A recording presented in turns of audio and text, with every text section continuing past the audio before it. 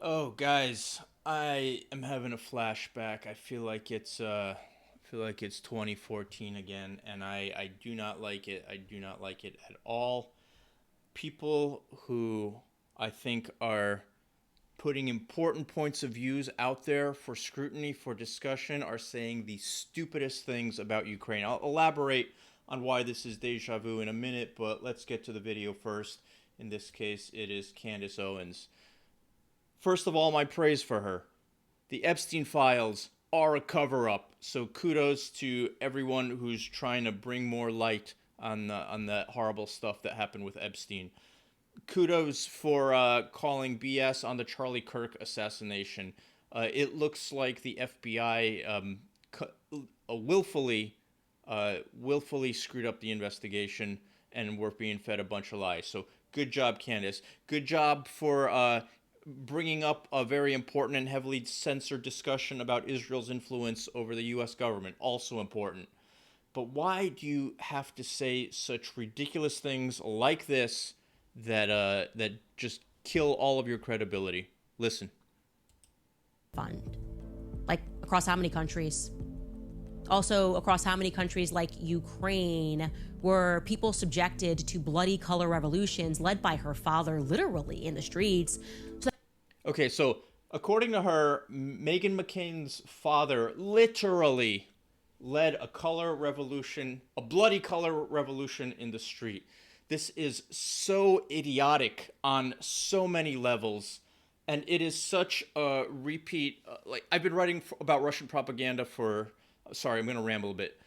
I'm writing about Russian propaganda for 10 years, for over 10 years, and this is so typical of how Russian propaganda works. And this statement is just the most idiotic thing you could possibly say.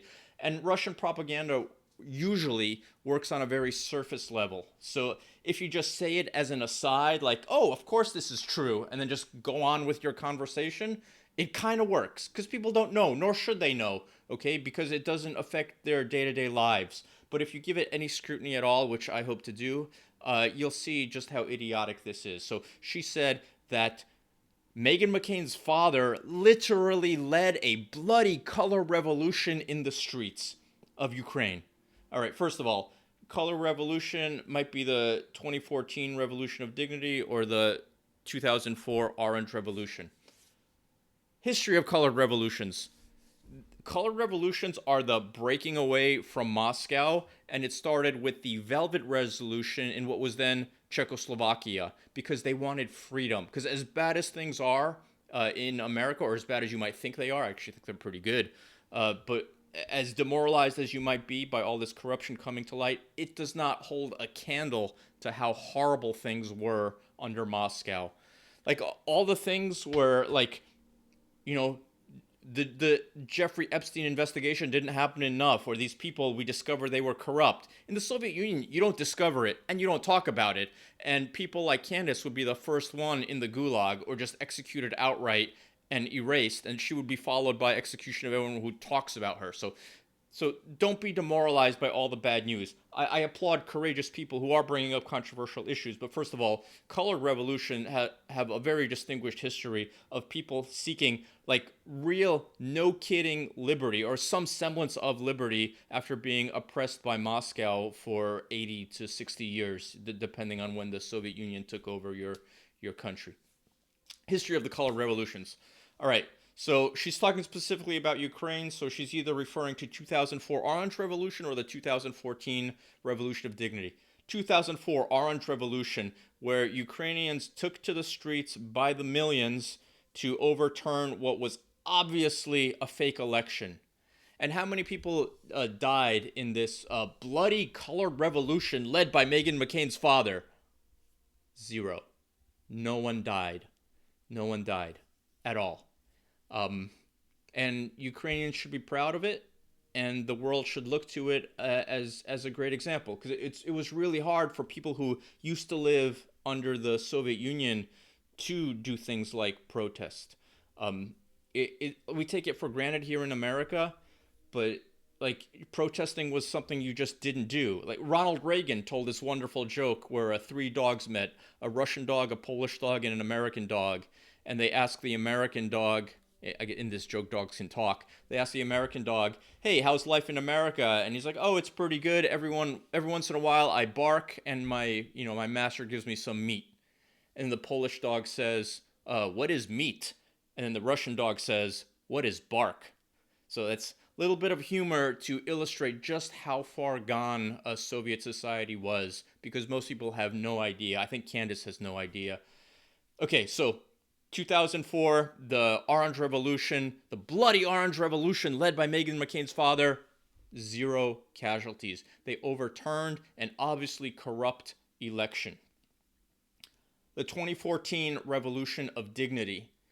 A small protest started when the Russian puppet, Viktor Yanukovych, he backtracked on what was going to be a purely symbolic union with Europe.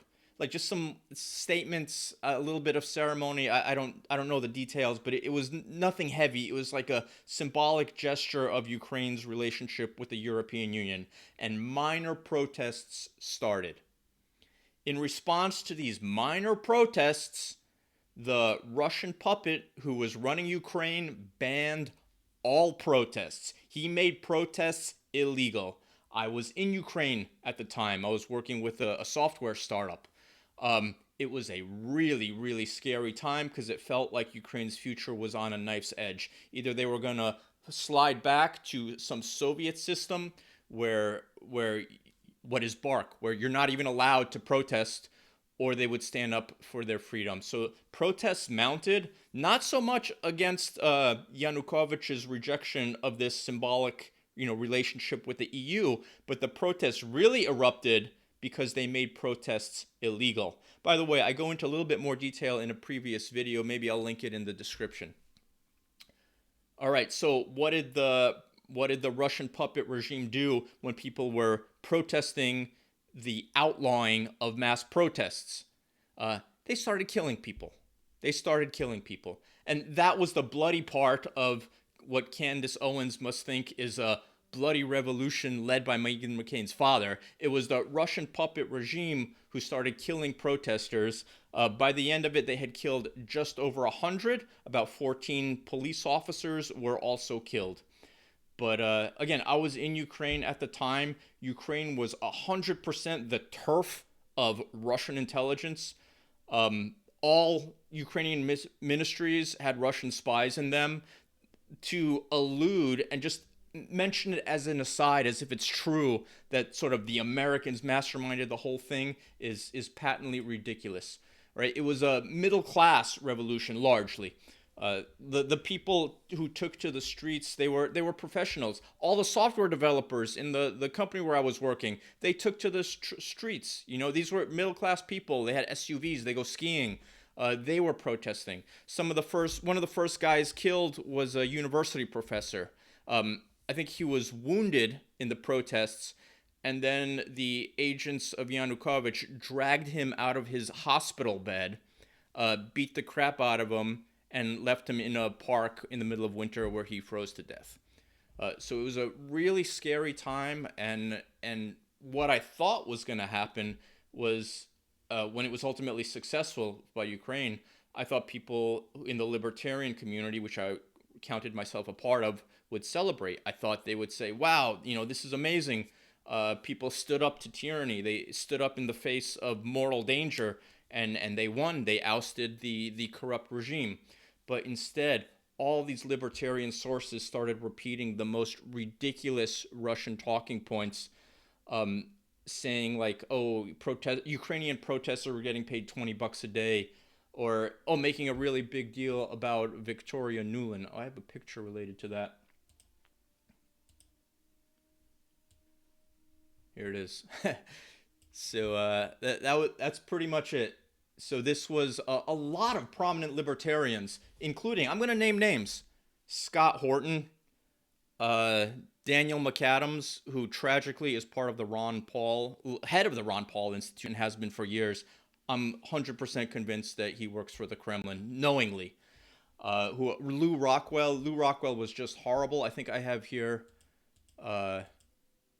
Yeah, this is what he wrote later after the full-scale Russian invasion.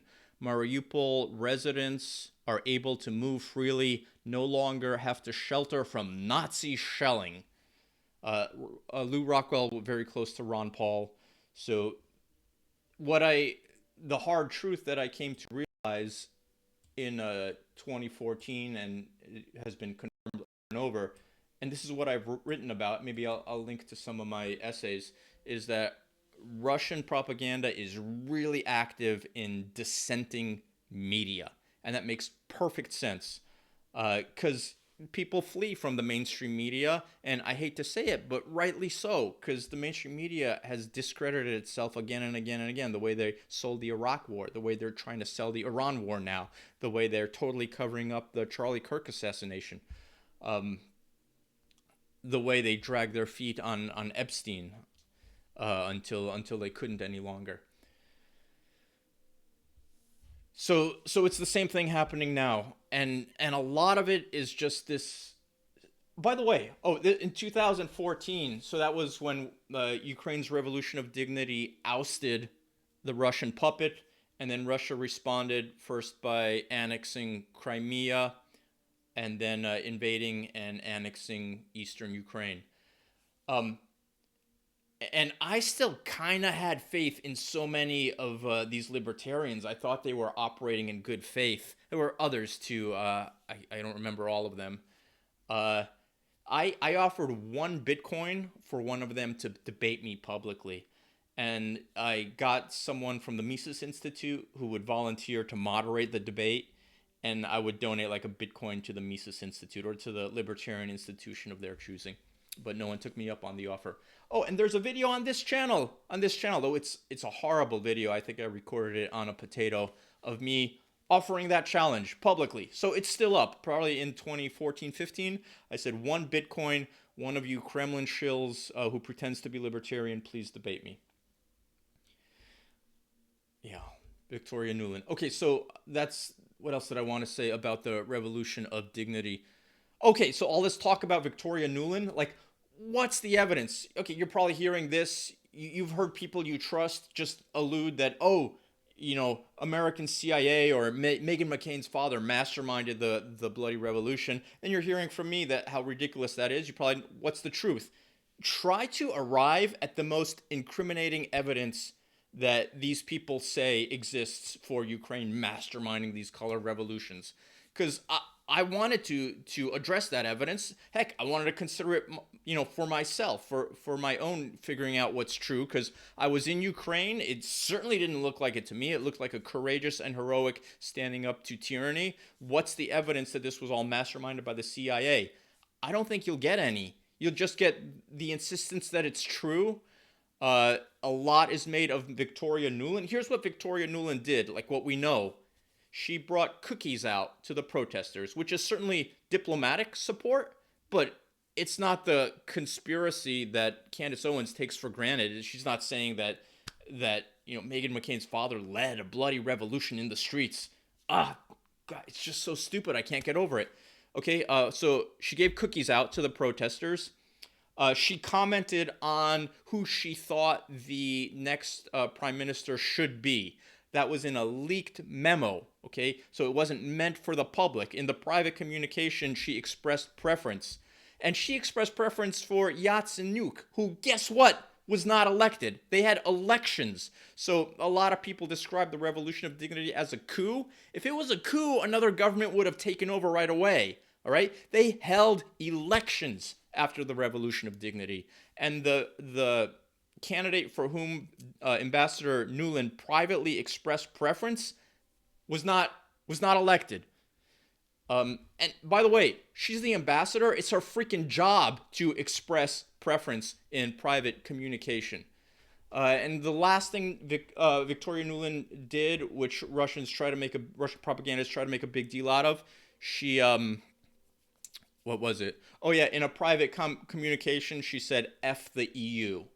I forgot what that was alluded to, but like they just make such a big deal out of that as if it's evidence of a conspiracy. So there is a small chance that I'm missing something, but this whole idea that the colored revolutions, or the 2014 Revolution of Dignity, or the 2004 Orange Revolution, or the Velvet Revolution, were somehow masterminded by the CIA.